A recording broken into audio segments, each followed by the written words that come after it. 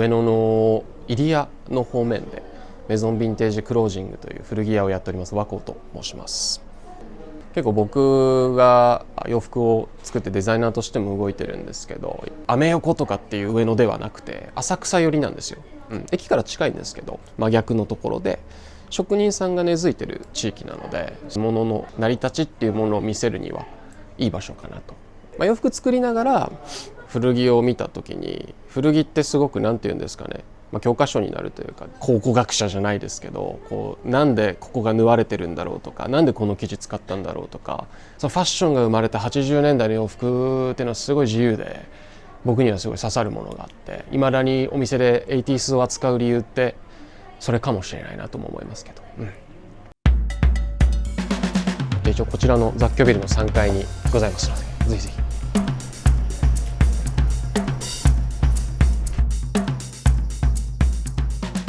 こっちですね。はい、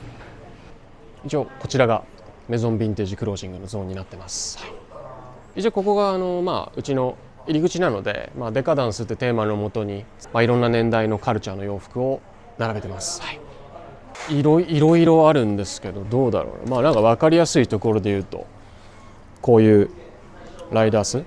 ストーンウォッシュの加工っていうものが80年代ぐらいから結構洋服に取り入れられていて、リアルなものとはまた違ったファッションとしての加工分野っていうのが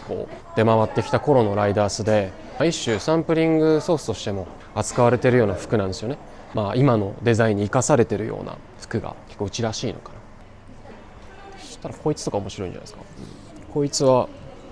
70年代以降かな、70から80年代ぐらいの消防士のコートになります。なんでオイルが付着してる、ちょっと黒ずんでるんですけど、オイルドのコットンを使ってるのかな。後ろにバックスタイルがまた面白くて、キャプテンって書いてあるんでキャプテンの必要なんじゃないですかね。袖口のリフレクター素材っていうんですけど、このリフレクターと同じ素材が使われてるんで、おそらくリメイクではなくてオリジナルだと思います。一応着るとこれ僕似合うか分かんないですけど、すごいいいですよね。ただやっぱ厳選しないとないですね、こういう服って。いいですよね、かっこいいですよね。これとかは面白いかな。いわゆるそのモズコートっすよね。 M51 っていう名称の洋服をモッズっていうそのイギリスのヤンキーだったりが当時こぞってきてたんで、今モッズコートっていう風に呼ばれているっていうものですね。僕リアルな当時モッツだった人とかとちょっとお酒飲んだこととかもあるんですけど、いまだにバイクも全部カスタムして、もうパブの前にブワー並べて、そうなんか自分たちの歴史をいまだにやっぱり大事にしてるような人たちなんで、一個歴史が見える服なのかもしれないです。はい、これは結構僕が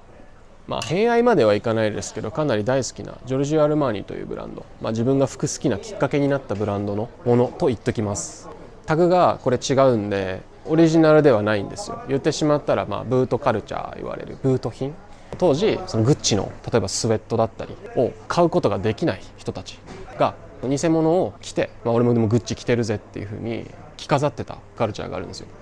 ただそのグッチのデザイナーがブートのものを復刻させるってこともやったんですよ。だから認められたんですよね。ちゃんとそのカルチャーとしてフォーカスして、それがまた今のグッチとして扱われるっていうことも生まれるんで、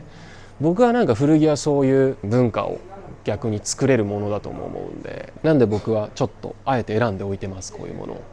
好きな服ですかね。中が一応こういう形になってまして、ドレッシーな結構着やすい服がここには並んでます。はい、こういったニット類も面白いですよ。これイタリアのモヘアとシルクのニットなんですよ。モヘアですね。なんか高いところにいる、羊ちゃんなんですけど、寒いんで長毛になるんですよ。保温性やったり軽さが、ある繊維で、ここまで贅沢な生地感ですんごい綺麗なんですよね。ただのベージュじゃないんですよ。本当上質な古着ってこういうものじゃないかなっていう一着。そういう結構うちは生地だったりその糸にこだわって入れてる、ラックがこちらになりますね。はい、で奥が 80s っていわゆるポップなジャンルの洋服をこちらで扱っております。はい、ね、まあこれとかもおすすめかな。うん、これも90、80から90のアメリカ、コリアだ、韓国で作られているものですね。モンドリアンって呼ばれる、こういうパネルで表現をしてた画家の様式を洋服として落とし込んでる一着。こういう服って80sでよく出るんですけど、ちょっとずれたりするんですよ、トーンが。ちょっと明るいなとか着ないなこれっていうトーンのものが多い中で、これは色のトーンが統一されていたり、縫製も綺麗ですし、数年に一着とかのレベルのいいモンドリアンだと思いますね。アート性もあったり、いろんな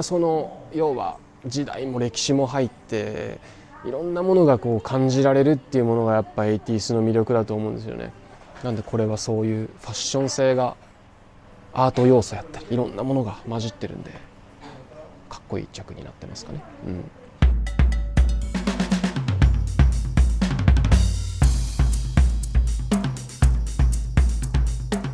僕が実はイギリスに住んでた関係で、うちのメゾンって50/50で古着も好きなんですけど、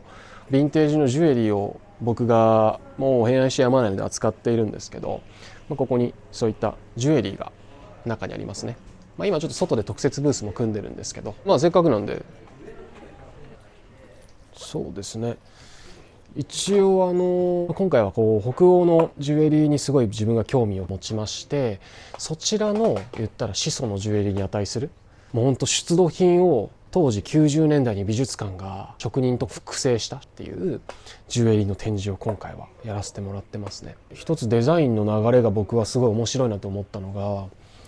例えばこれシルバー925のチョーカーなんですけど、ほんと1000年以上前の要はデザイン、出土品を参考に作ったものなんですね。何が面白いかって言ったら、ねじられてるだけなんですよ。ただ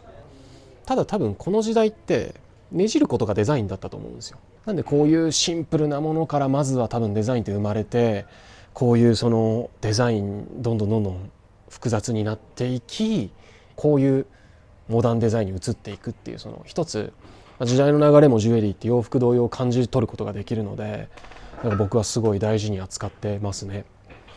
これとかはもう面白いじゃないですかね。これはあれですね、面白いですよね。これはライターケースなんですよ。ただこれナポレオン時代のものなんで、1800年ジャストぐらいじゃないですか。銀で作られてます。細工だったり彫りも手彫りで作られてたり、あとライターがビッグライターのミニしか入らないです。もう全然実用性はない。ただこういうものやっぱロマンが詰まってる。あと燃えたら服ってなくなるじゃないですか。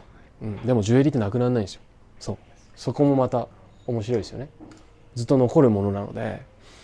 自分の次の世代にもう洋服ももちろんそうですけど、引き継いでいくことがリアルにできるものなのかなとは思います。なんでこういったジュエリーを僕はすごく大事に扱ってますね。